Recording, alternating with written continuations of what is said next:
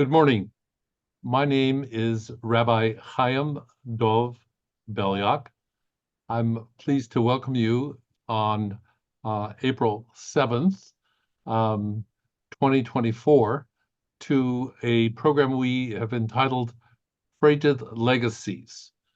This is 6 months since the beginning of the war that's going on in the Middle East, and a very significant anniversary. It has been our custom that we welcome people to our webinars as a way of keeping in touch with our communities. We are constituted as a support program for the progressive Jewish community in Poland. And I want to introduce our chair, Hania Gofranska-Spivak, who is waiting as usual. She's on the go. She's going to introduce herself and bring us greetings from Warsaw. Hania? Dzień dobry, shalom z Warszawy. Hi, good morning. Shalom from Warsaw. Thank you for this opportunity to participate in this webinar. I've been the chair of Beit Polska, the Union of Progressive Jewish Community, for 1 year now. So we have Beit Warszawa, the community in our capital. We also have Beit Trójmiasto. Beit Trójmiasto is located in Gdańsk, in the north of Poland, and its members are from the three cities, Gdańsk, Gdynia, Sopot. This is the so-called three-city area.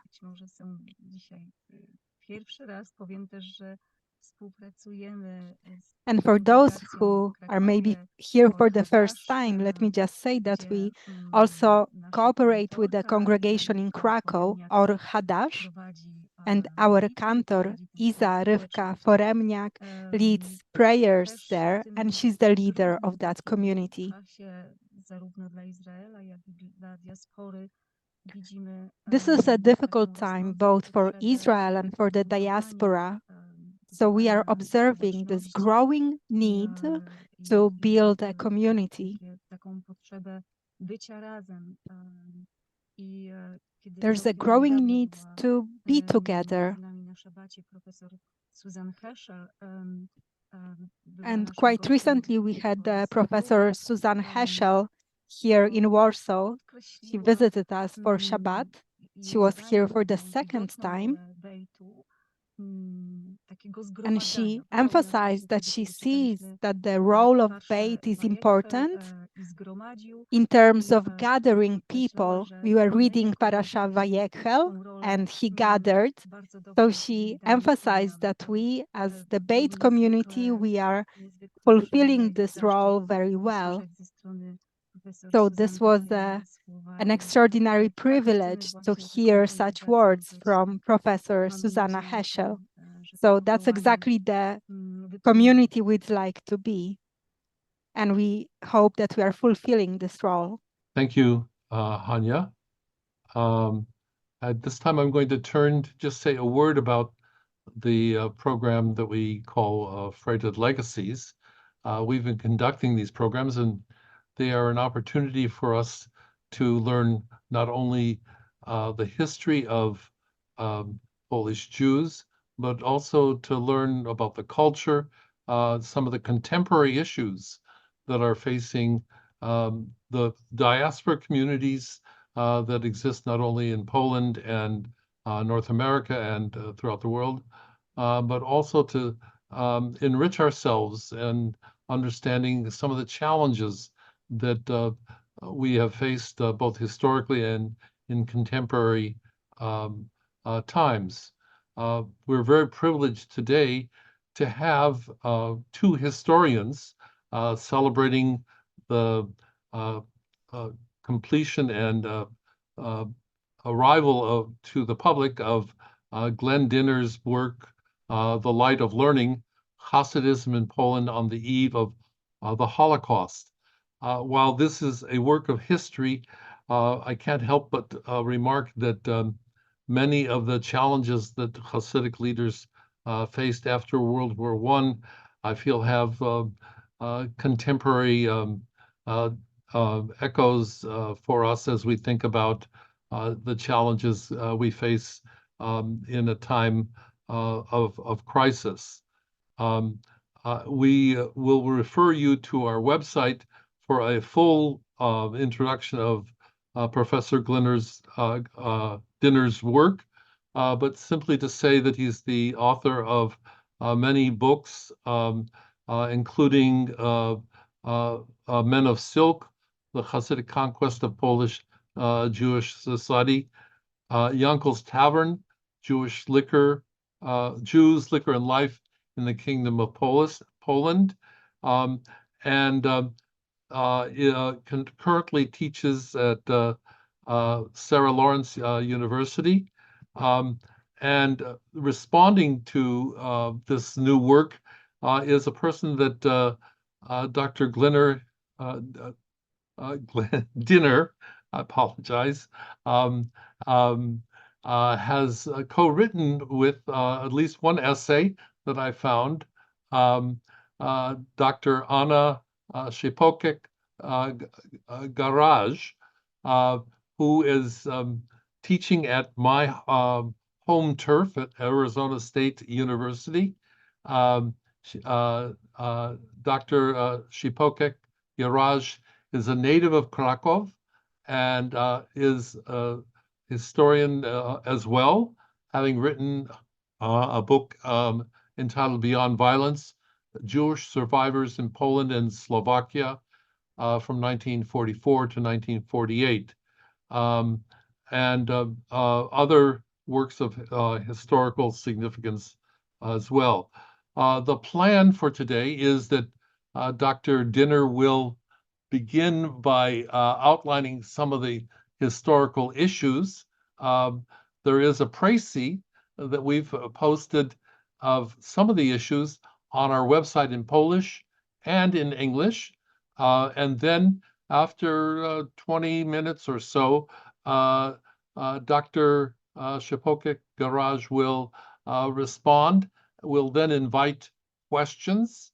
And I want to be sure that everyone is aware that at the bottom of your screen, there's an opportunity for you to choose either English or Polish as your language. The program is being interpreted in the language that you can best understand. And we want to welcome Dr. Dynner, who is very quick on getting ready for the program. Thank you for being here, and we congratulate you on the release of your book. We appreciate it very much that you're with us. Thank you so much, Rabbi Belyak. I just want to say, my name is actually pronounced Diner. I should have told you beforehand. So it's actually Glenn Dynner. And Okay. Anya's last name is actually Cichopek-Gajraj. But Okay. other than that, as long as we have all these languages we're having to learn how to pronounce, I thought we should start with names. But of course, all is forgiven, and I really appreciate being here. And I think it's a special honor that Professor Cichopek-Gajraj is with us, because what I'd like to do, a little different from what everybody read who received the excerpt, is I would like to start with the main thesis of the book, which is about sort of this cultural resistance by means of Torah study, or devotional study, we can say. But I'd like to then focus on violence, specifically anti-Jewish violence and Hasidic responses, because this is really Professor Cichopek-Gajraj's expertise. And I think in the wake of October 7th, we are even more attuned to this problematic. How do you respond to violence? Do you respond with a sledgehammer? Do you respond with negotiation? So all these themes, even though the book had already been written, sort of welled up for me with the events of October 7th. So with your permission, we'll veer onto this side theme, which I think is increasingly a central theme. One more thing about my bio is that I am now actually at a good Jesuit institution by the name of Fairfield University, where I'm director of the Bennett Center for Judaic Studies. So I'm teaching Judaic studies at a Catholic institution, which has also been a real privilege and a venture for me. So if I could just begin with showing a slideshow, I'll just share my screen. Here's a cover of my book. Just get into it'll let me slideshow mode. There we go. And I want to just begin with the image of Jewish life in interwar Poland that historians have fought against for so long.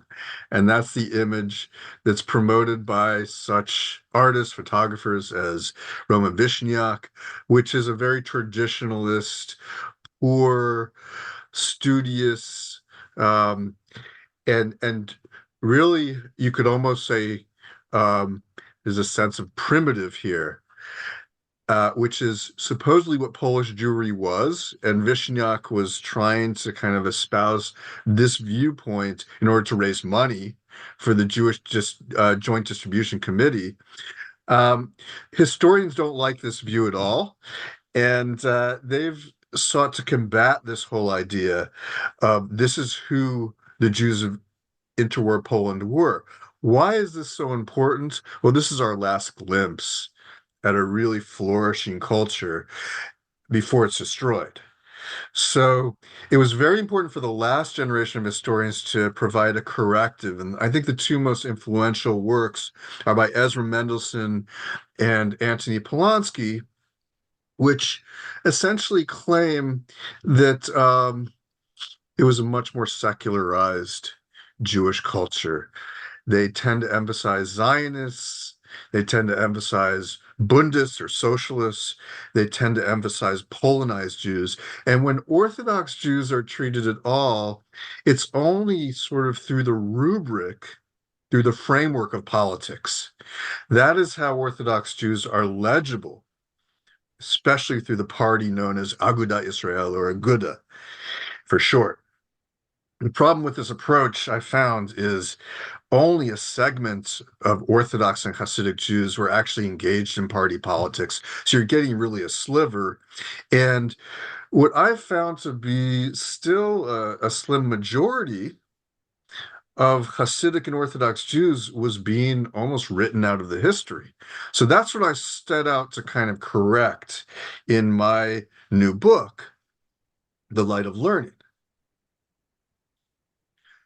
Just to give you a sense of what Hasidism looked like in terms of its influence by the 20th century, this is a map of the various dynasties, and some of them you might recognize, like Chabad is very, very popular today.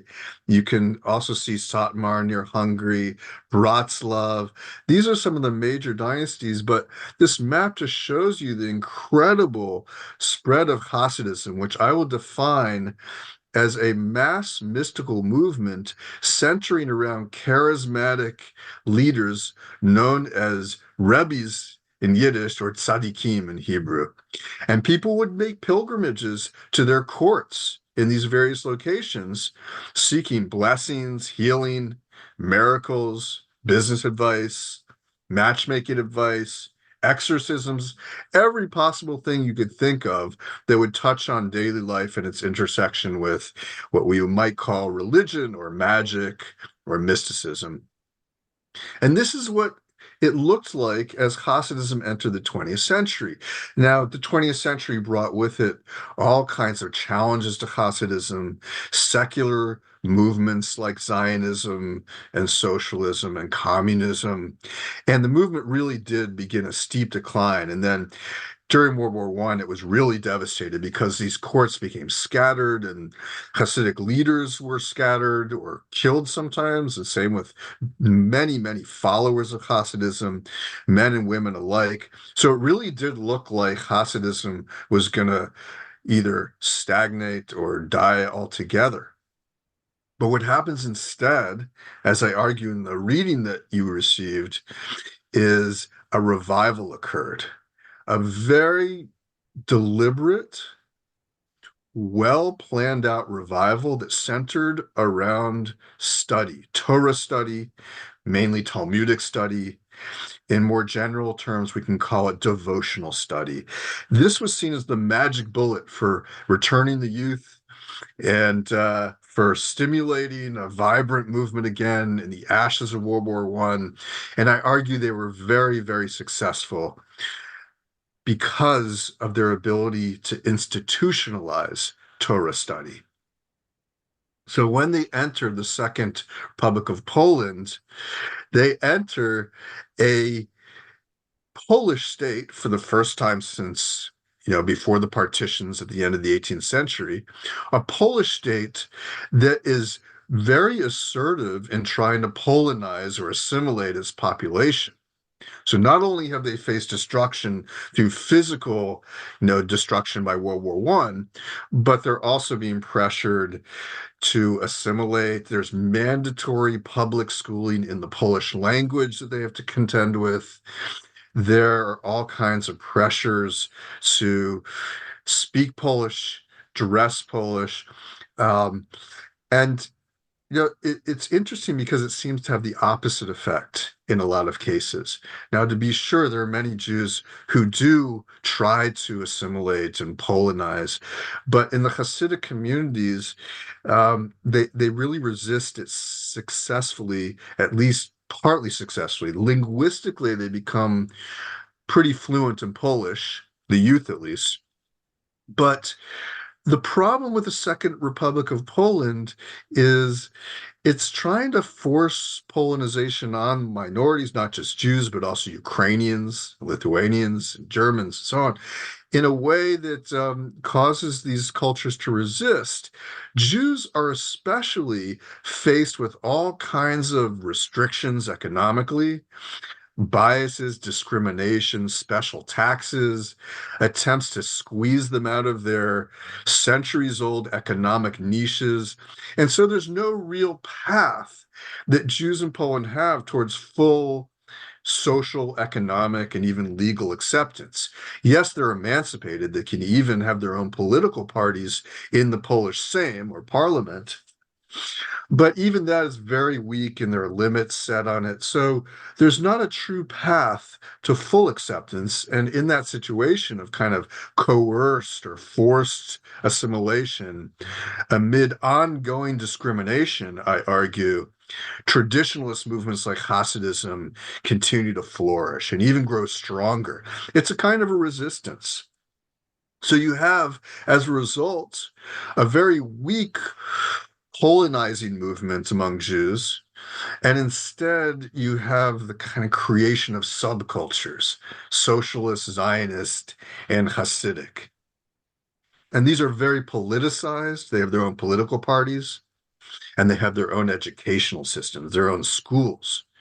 All of this as a way, I think, of trying to maintain their sense of pride in a situation where they simply don't have a path to full acceptance the way you might have in Poland today or in the United States, at the time. And it's really kind of a culture of resistance, as the theorist Stuart Hall refers to it. He's an anthropologist who comes up with this idea that marginal cultures, to resist being absorbed into a mainstream culture, really do create these very vibrant subcultures that, at least in an imaginary way, solve all the problems that they're facing by creating a kind of a bubble or a cultural vibrancy.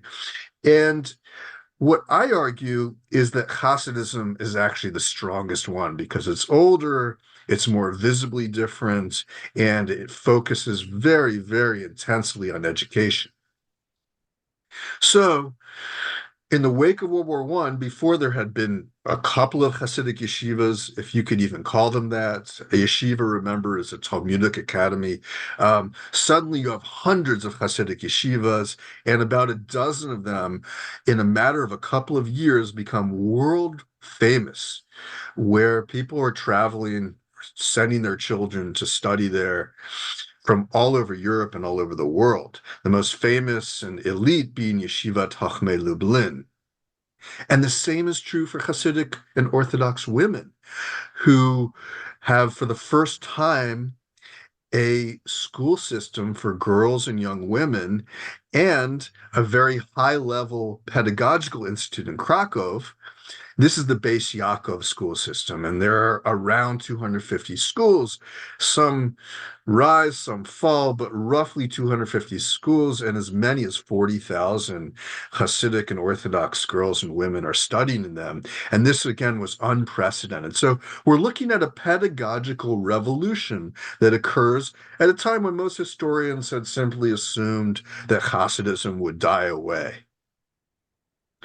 And it changes the movement internally from a movement of courts. And you can see how in the 19th century, some of these Hasidic leaders lived in these extraordinary palaces that had once belonged to nobility. And that's where they had their courts, to where pilgrims would travel. But they become either abandoned because of World War I or de-emphasized. And the new center of Hasidic life comes to be the yeshiva for each dynasty. But some, like Yeshivat Chachmei Lublin, really are trans-Hasidic or trans-dynastic. They can belong to many different Hasidic and non-Hasidic scholars.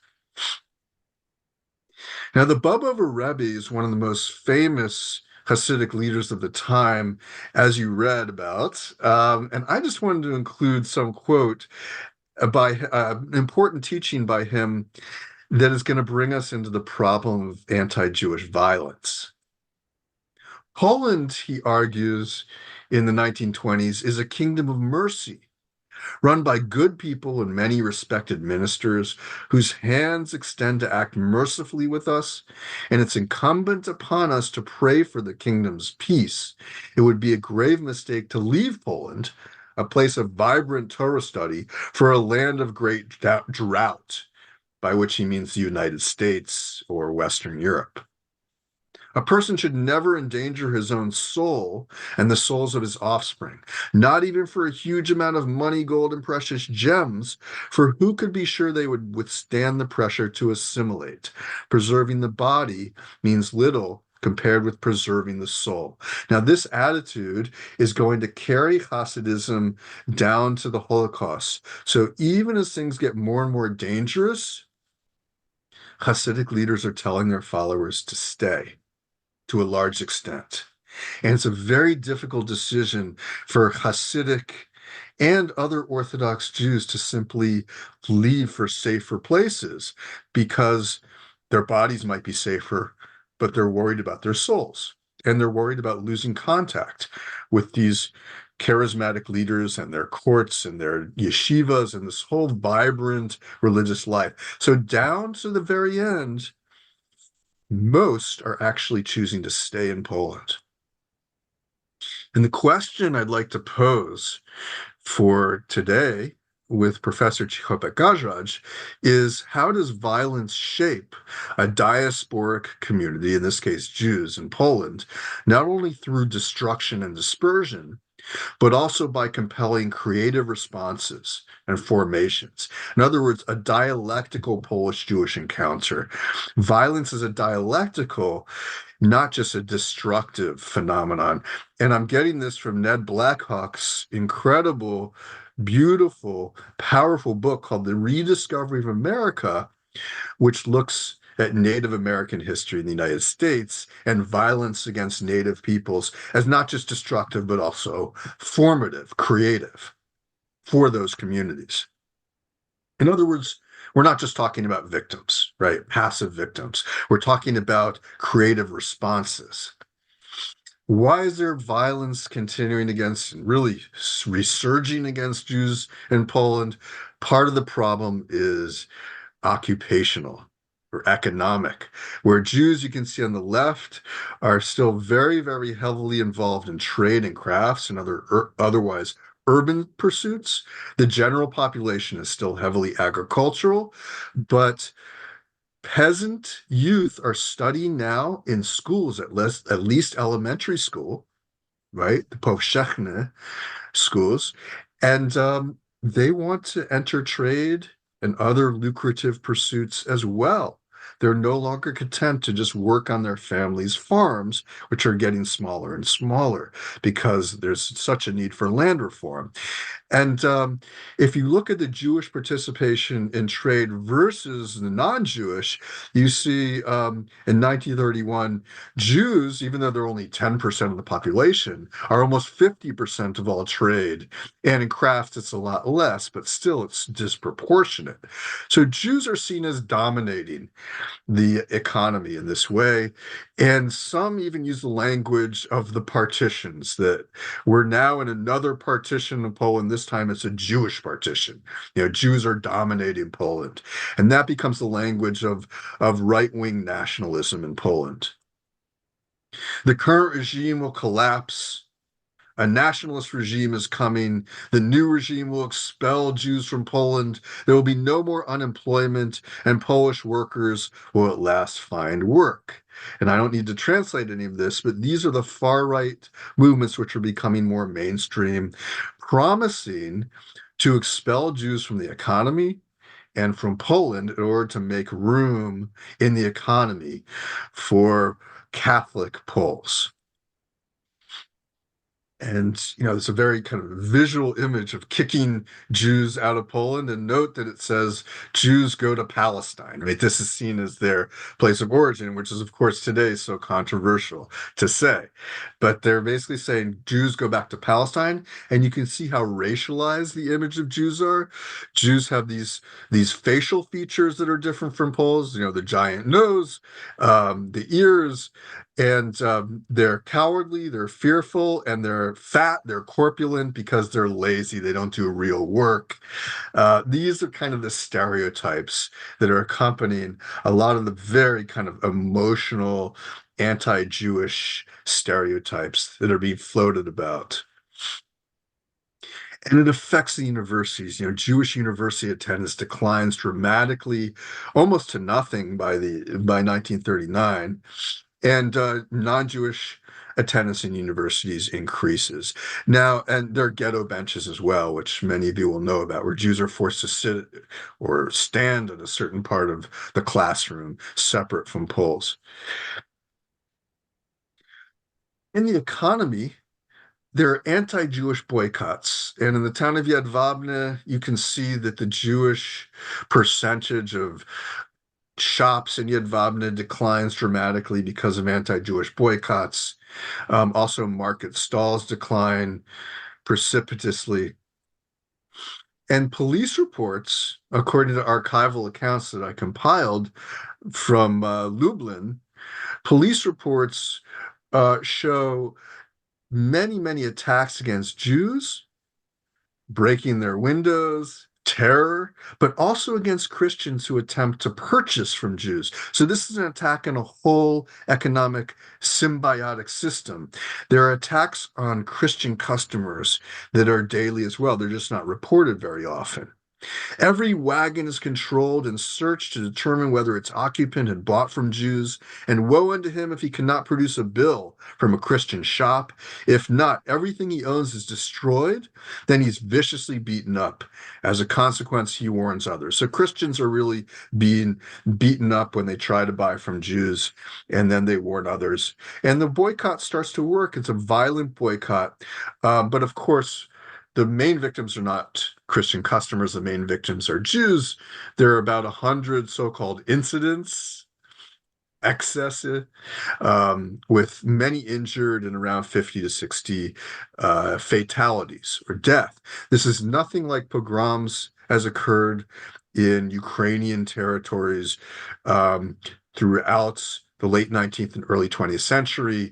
And if you know about the pogroms that occurred in Ukrainian territories between 1918 and 1921, you'll know that those death tolls were more than 100,000. So this is not a large death toll, but it's shocking because you have a state structure that's very much intact, right? It's a strong government, a state, and they're not able to maintain order. So when Jews had felt safe, they no longer feel safe anymore.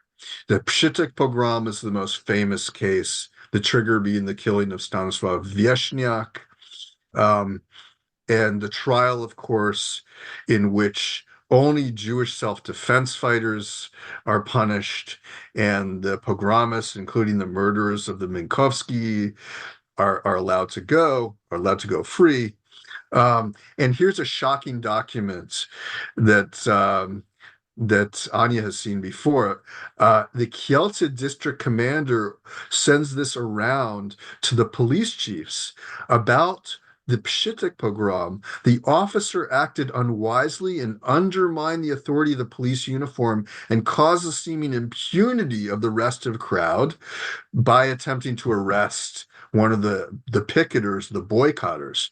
Individual policemen should not make arrests during fairs, markets, and similar population gatherings when there is a suspicion that the arrested person has a number of supporters in the crowd who will come to his aid. Now, I didn't go into the Pshitik pogrom for the sake of time, but to understand this, you should realize that it began as an anti-Jewish boycott where a single activist was preventing customers from buying from a Jewish baker, and a policeman attempted to arrest him, and then a crowd gathered and started threatening the policeman, and then they turned on the Jewish communities, and the Jewish self-defense unit of the Zionists actually resorted to bullets and really escalated things, and it became a really fatal pogrom as a result of all of these kinds of occurrences. Now, how do you respond to pogroms? Well, the Americans, the Joint Distribution Committee, they respond with capitalism.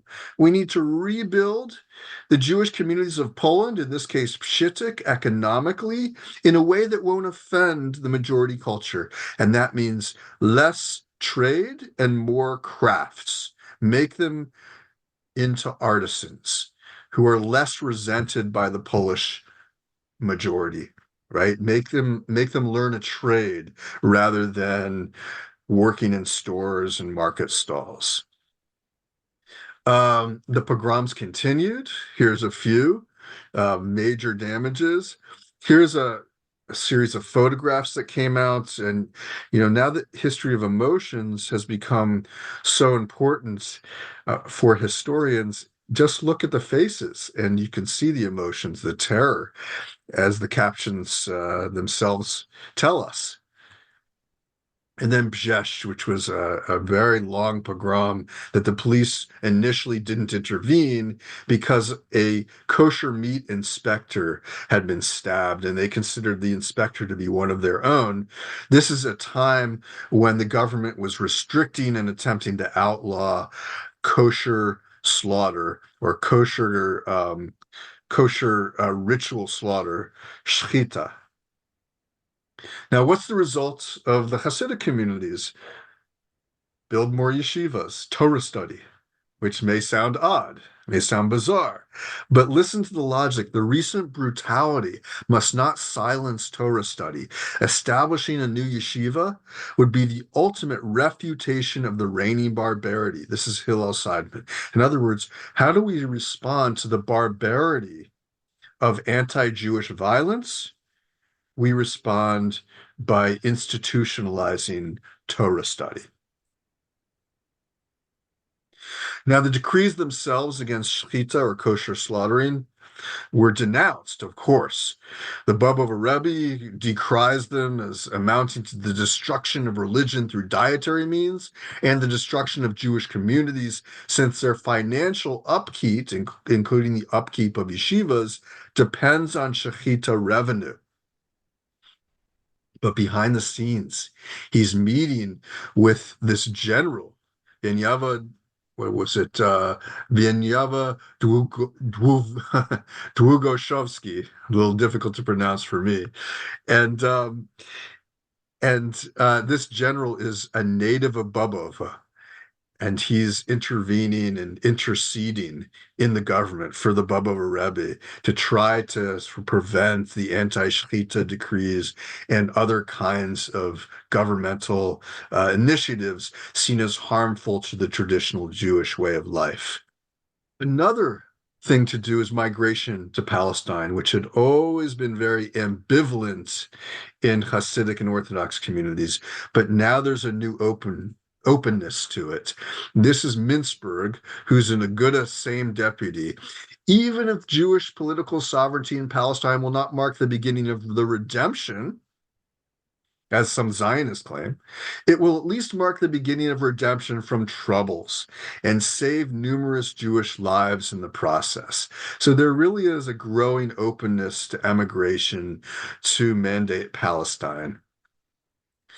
And it may surprise you, when the Nazis do invade Poland and the Holocaust begins, as we call it today, there is some Hasidic resistance of a physical or military nature. Here's, according to this one newspaper report in Germany, we met unexpected and stubborn resistance by a large group of Jewish youths with beards and sidelocks, clad in long clothing, who fortified themselves in the large building of the yeshiva. This is Yeshivat Chochmei Lublin, where they studied and shot at German soldiers from the windows and holes in the walls. Okay, so this did happen. It's just not the main Hasidic response. The main Hasidic response is Torah study in bunkers, in the ghettos. And I've been compiling these, but in the Warsaw ghetto alone, there were at one point 700 Hasidic students studying in these bunkers, and also Hasidic girls and women studying in Bais Yaakov schools, in attics, in basements, in bunkers, and so on. Thus, consistent with this idea that how do you respond to violence? The best way is to study. So I think I'll end the presentation here and open up to discussion now.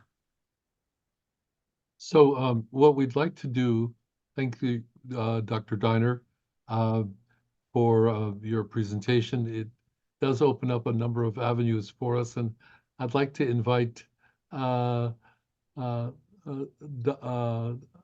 Anna Cichopek-Gajraj to please respond and invite people, as she is responding, to refer either to chat or to the questions option to begin asking questions. Let's collect them, and then we'll do that after she's had a chance to respond. Please. Good morning, everyone. Thank you so much, both Chaim and Glenn, for your invitation to discuss this really terrific book. It's a great read, Glenn. I really, congratulations. It's a wonderful book. And I couldn't just focus on violence. I just couldn't. So I have 3 praises or 3 points I would like to make. The last one is about violence.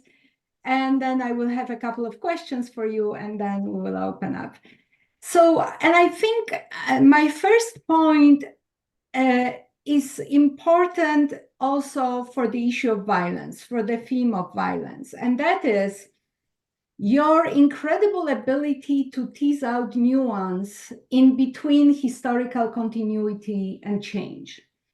So as historians, we are very often attracted to rupture, to historical change. When we think about modernity and tradition, we put a thick line in between.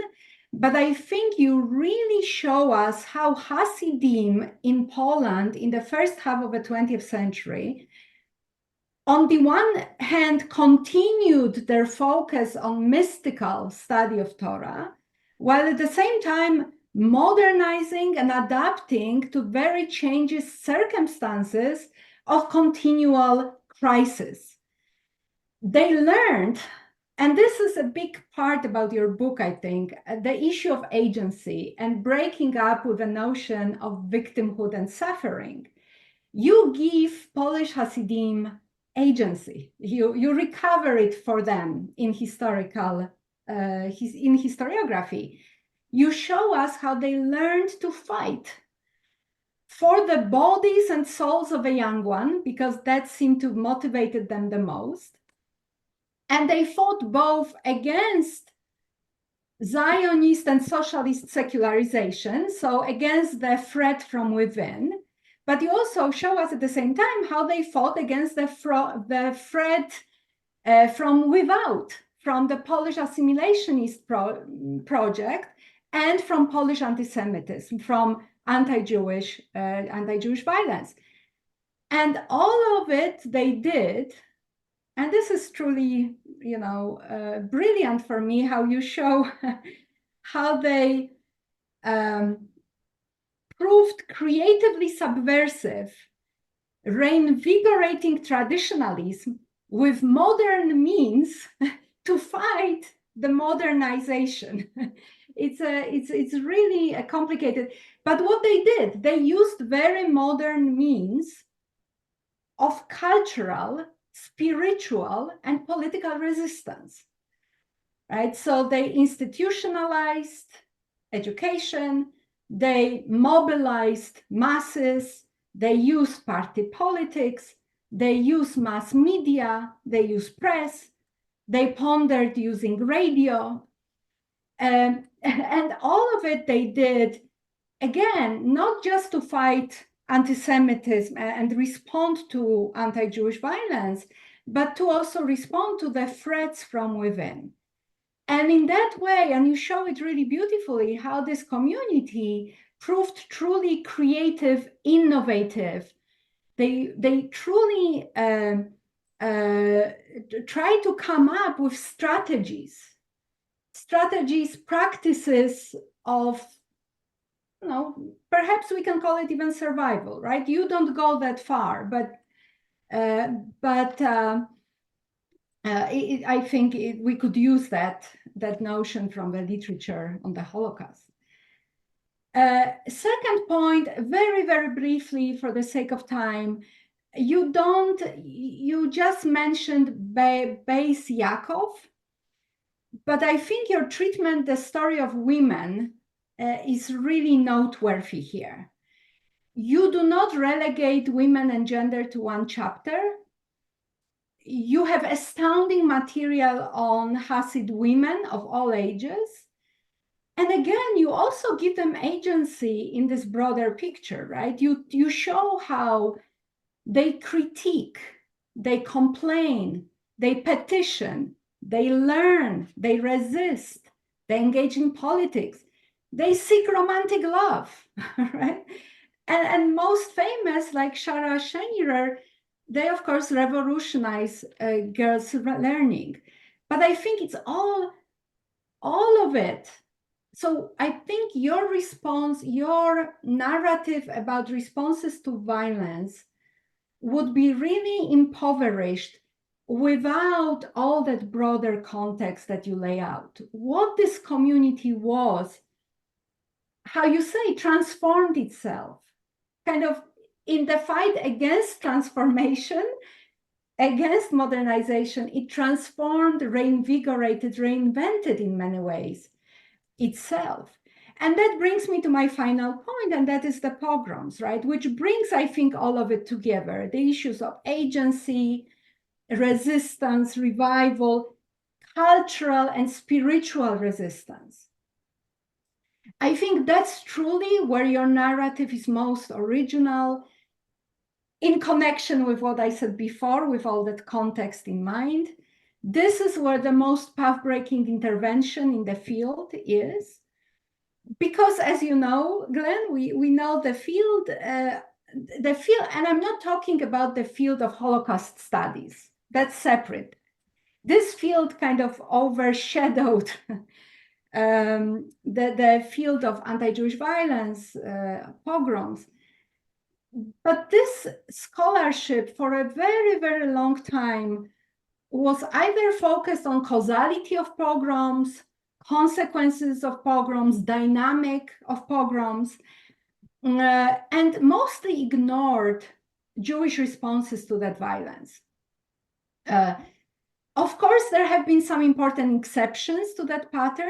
We had studies of Kiddush Hashem, so self-sacrifice, or scholarship on self-defense, on armed resistance, like in the wake of a Kishinev pogrom of 1903.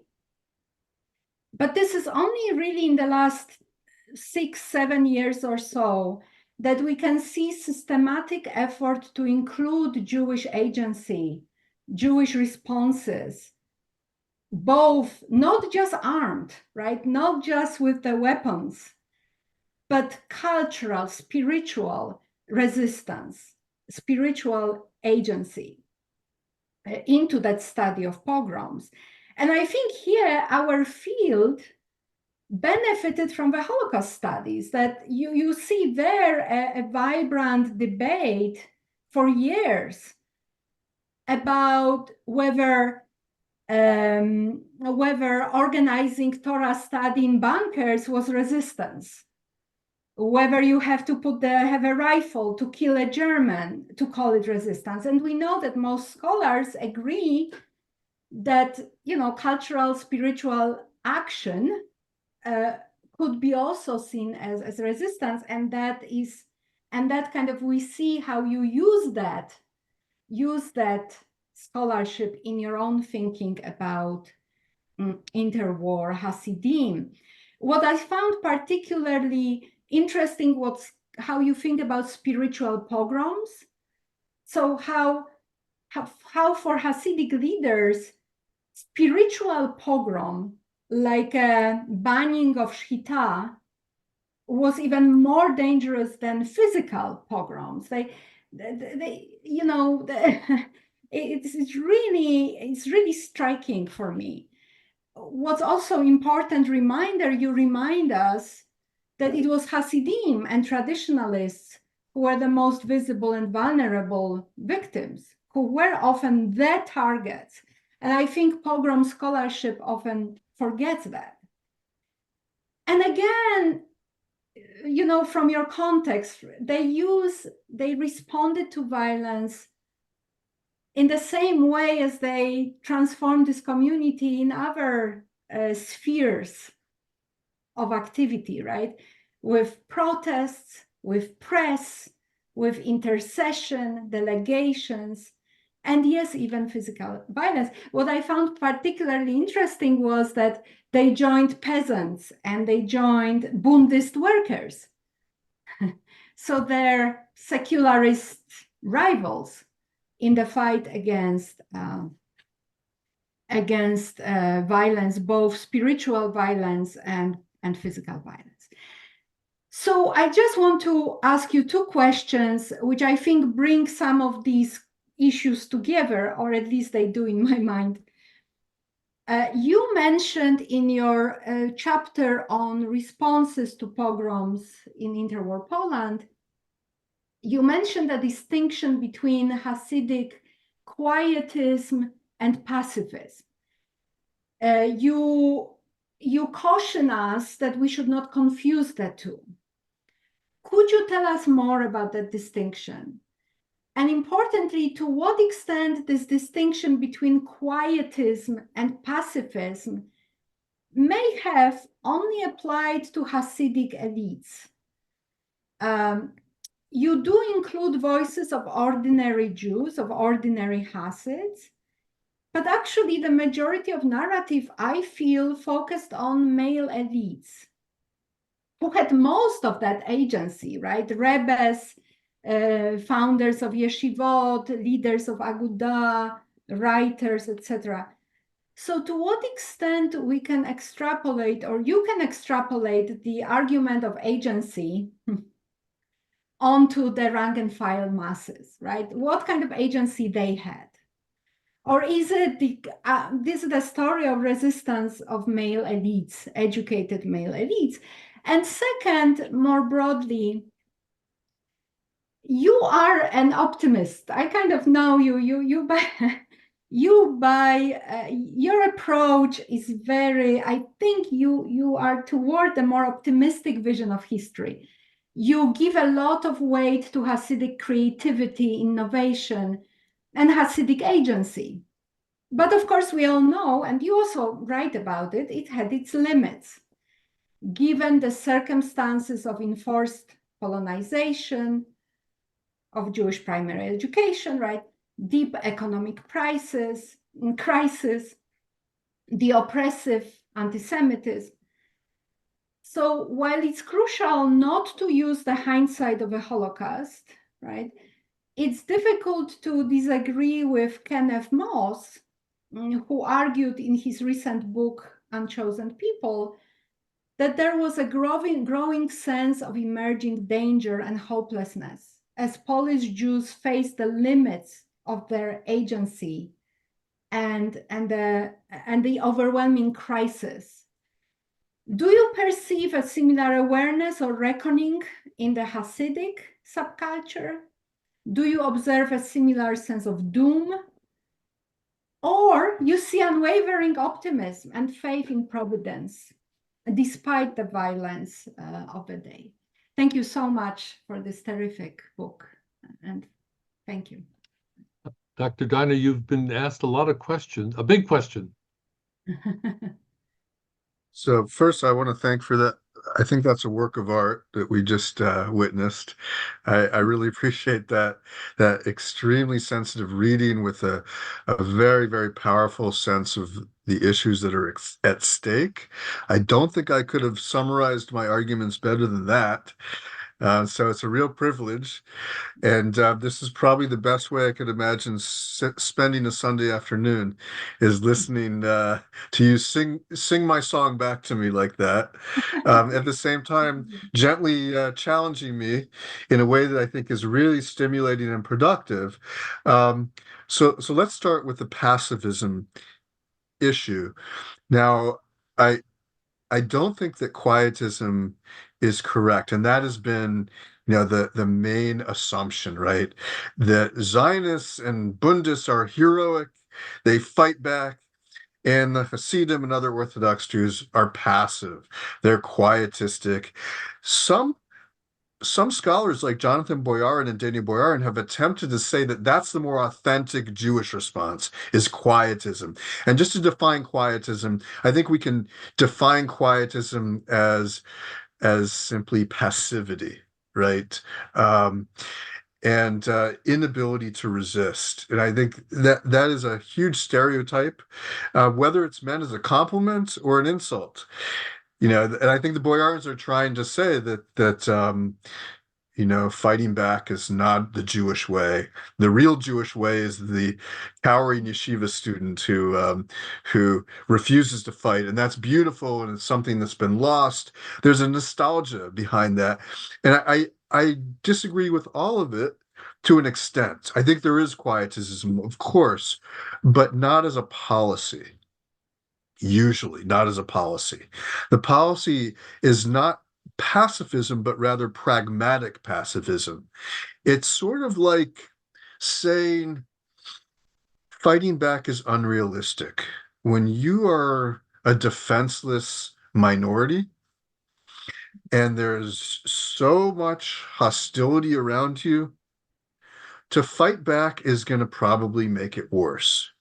And that seems to be the logic. So we're pacifistic for pragmatic reasons because we don't have the ability to really fight our foes.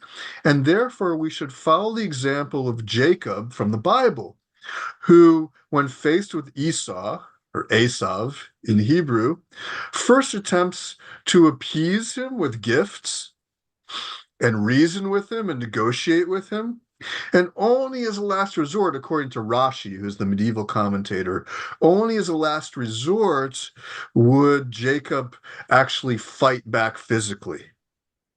And there were Hasidic leaders who really, really followed this formula pretty faithfully. First, you try with gifts and negotiation. And when all else fails, which happened during the Holocaust, some of them really do support partisans in the forest. Some of them even fight themselves, as you saw in the case of the Lublin Yeshiva, right? So I think that formula is pretty consistent and ingrained. And it seems like that's what they're being taught. Now there are definitely exceptions. There are definitely exceptions. But if we're going to find a rule, that's the rule, is only resist physically as a last resort. And before that, you go behind the scenes, you lobby, you bribe, you you you speak gently and nicely, you threaten, you do whatever you have to do to try to influence. You also pray. You also study. This is a form of lobbying God, I think, if you really want to be crude about it. You try to lobby God as well. And lobbying becomes, which we call shtadlanut in Hebrew. Lobbying becomes, I think, the main kind of approach. It's just in this era, which you draw attention to as a transformation and increased agency, lobbying simply becomes more institutionalized. You have political parties, right? You have interventions in the parliament, but it's the same old lobbying that always occurred. It's just in a different form. Now, let me get to your more provocative question, and that is this book, which I inadvertently, unintentionally, was writing against, and that is Kenneth Moth's book. I'm forgetting the title now. It was Unchosen People. Unchosen People, right? Unchosen People, where I found myself disagreeing not with the specific examples and cases that Professor Moss gave, but with the generalizations, right? Because he's focusing on mainly participants in the YIVO autobiography contest, right? Who tend to be much more secularized. And if anybody has ever met Yiddishists before at YIVO or other places, you might agree with me that they tend to be a pretty pessimistic group to begin with. Just hang out with them, you'll see. So what I'm arguing is there was a kind of selection here, an over selection that overdetermined the results. Yes, there were Jews who saw the writing on the walls, who were terrified at what was coming, who may have even predicted the Holocaust. I mean, read the great poet Yaakov Glatstein. There's a poem called Wagons. In 1938, he envisions Jews coming out of a wagon, terrified, emaciated, and on the way to their deaths. I mean, that's prophecy, right? Even though he's a completely secular Yiddishist. But my people, so to speak, my subjects, the Hasidim and the Orthodox Jews are optimists. And I think it's possible to make that generalization about religion in general. I think religion is optimism. If we're going to really summarize it, it's optimism. It's the belief that God will help. It's faith. And they really did have a lot of faith. They believed that as long as they were studying and praying, that they'd be okay. But they're not schmucks. They're not naive. They're also at the same time preparing. The Ger Rebbe, for example, makes 5 trips to British Mandate Palestine, where he buys land, he establishes neighborhoods, he establishes yeshivas. They're preparing just in case. He sends followers over there. They procure certificates so that their followers can actually settle in the land of Israel. And they argue that that's a mitzvah, that's a positive commandment, but it's not redemption. God forbid. We're not buying into the Zionist idea that this is somehow messianic, that this is redemption. We're only just being like a little bit careful here, preparing. And that becomes stronger as the violence increases. So I think that's a form of agency too, that is not necessarily optimistic. I would call it a cautious optimism. Like you prepare for the problem is the tragedy is that they really were too optimistic. They didn't I would say emigrate in large enough numbers. They didn't make it the number one priority. They were determined to maintain and revive this extremely powerful spiritual experience that Hasidism had become again. And it was too much to let go of. It was just too great to let go of. Yes, it had changed. And there were even secular classes, secular education in the highest yeshivas in some cases, in Mesivta, for example, where they're studying history and geography and arithmetic and Polish poetry. It's incredible. But the core was a very powerful, deeply spiritual Hasidism, which I defined as this mass mystical movement. But if I'm going to refine my definition a little more, it's a mystical movement that claims that God or the divine is to be found everywhere in all things, even the most mundane and negative things. You can find sparks of the divine or sparks of God. Everything has potential for worship. So this Poland, which looks so dangerous and so impoverished, to the Hasidic eye, they just saw divine light. And perhaps that was the reason for their demise, that optimism. But it wasn't a complete optimism. They were starting to really come to terms with the idea of emigration. And they were, intervening, as I mentioned, with the government to try to protect themselves and to protect their communities. So I think that they need to be reconsidered as tragically wrong, but not ridiculously wrong, not absurdly wrong. It's just that nobody could really predict the extent of the destruction. I want to intervene, first of all, to thank you for this wonderful dialogue between the two of you. And I want to suggest that perhaps also the lines between a person that was raised in a Hasidic home and is now labeled as a Bundist or is a proponent as a Yiddishist or a Zionist is not as hard a division as we now see it. I come from a family of Ger Hasidim, and we see in the generations the wide swath of people that are moving, even in their own lives, across the spectrum from Bundists to Yiddishists to revisionists, etc., so that they embody sometimes all of those politics in the same month, the same year, as they react as persons and participate in what is going on. So these are things that are constantly in movement. I also want to ask, because we are a progressive community, the leadership, at least publicly until 1935, are progressive Jews. Rabbi Ton and so forth are the official face of the people that participate in the representation in the parliament. They are officially Zionists, but they're, at least as best we can tell, in communication with broad swaths of the Zionist Hasidic community. There's not the sort of siloed sense that we have today. While there's differences, the communities and there's certainly struggles but going on. There seems to be communication, at least on the leadership level, across the various sectors of the Polish Jewish community. I'm wondering what either of your reactions are to that.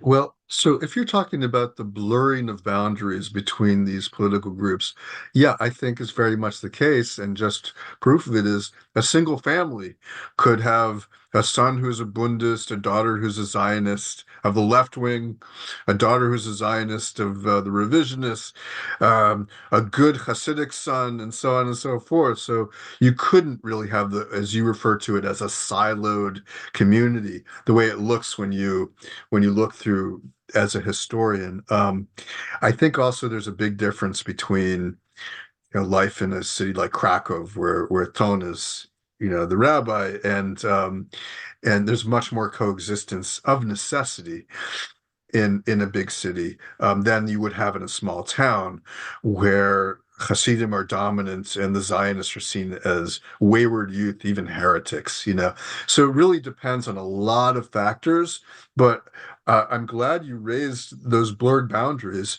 At the same time, I want to caution that they did become very, very fragmented because, number one, political parties and youth groups, right? That was a very kind of strong divider between friends. It could even end friendships. And also their educational systems. You could go to a completely different school if your parents were Zionists versus socialists or versus Hasidic. So the schooling could be different. And what that does is it impacts the daily life, the social life. There's a question from Professor Patalon in Polish that I translated into chat. If you want to look at it, it's either in the Q&A or in the chat. And there's also a question from David Cater.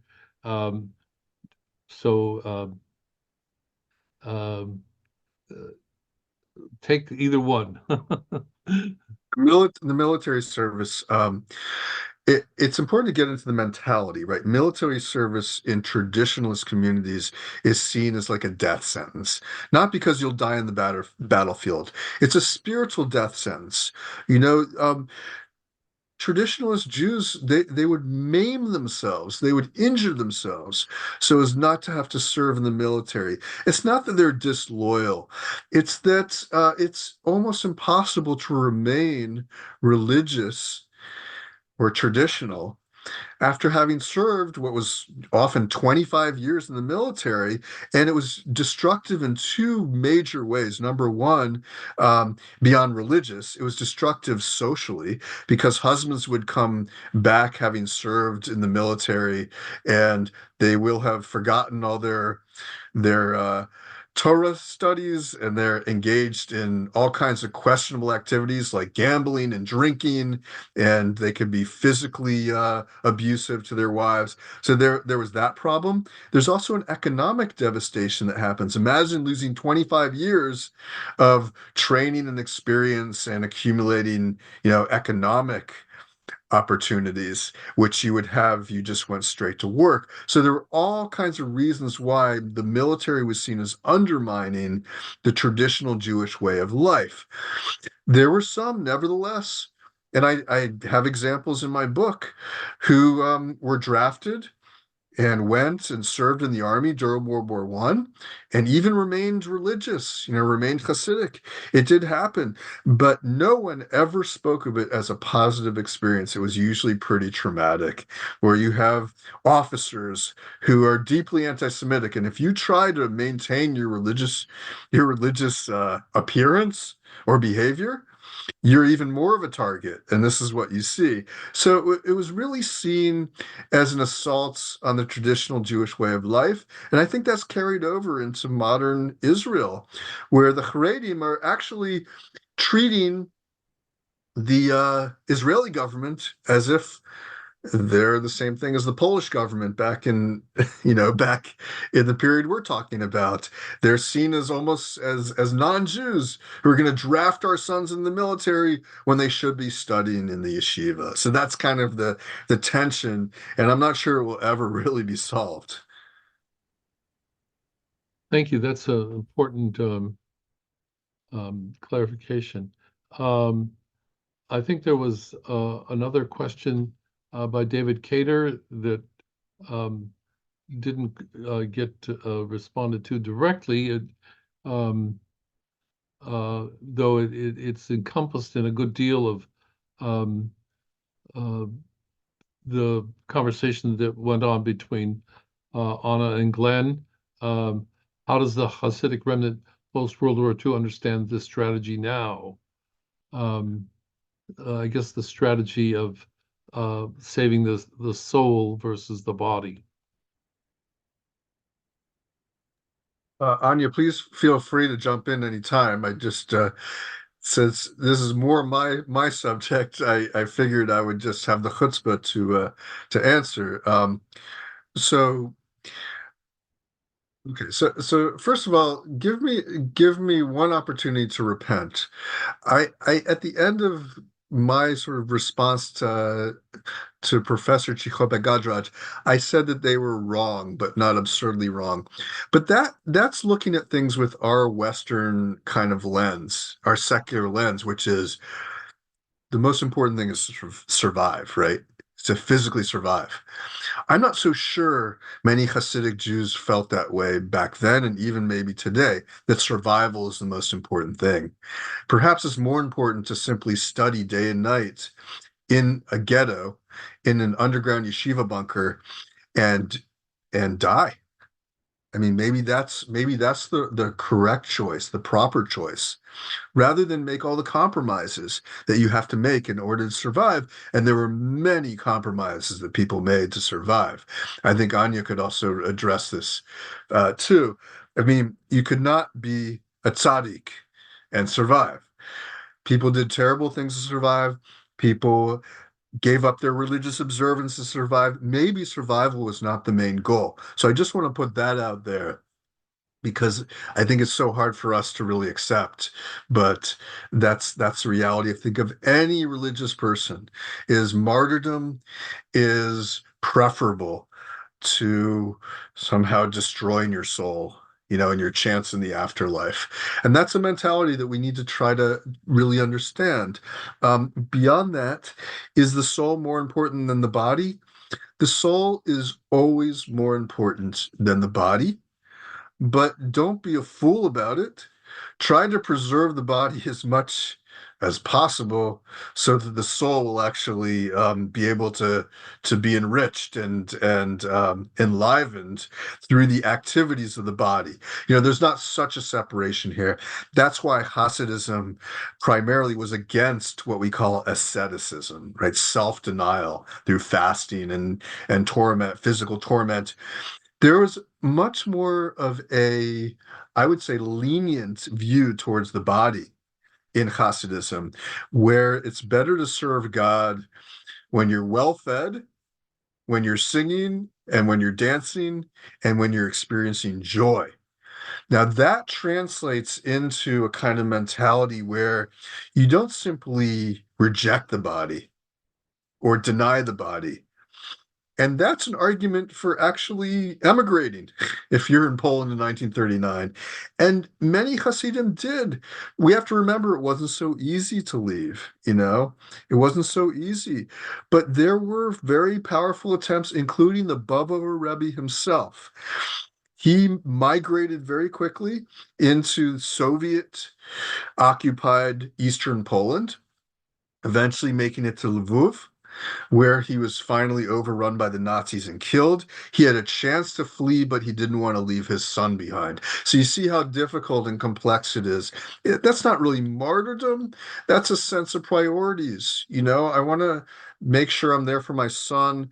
I want to survive as long as possible. But in the end, if this is what God decrees and I have to die, then this is the will of God.